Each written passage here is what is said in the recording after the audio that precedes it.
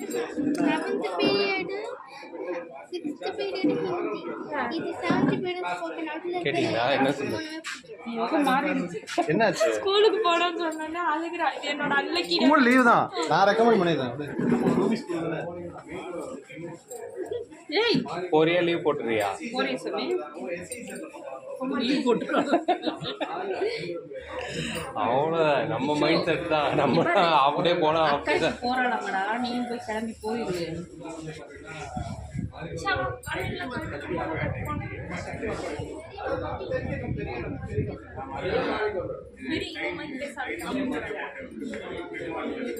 பக்கம் போறா போய் யூனிஃபார்ம் மாத்திட்டு ஸ்கூலுக்கு கிளம்ப போகலாம்.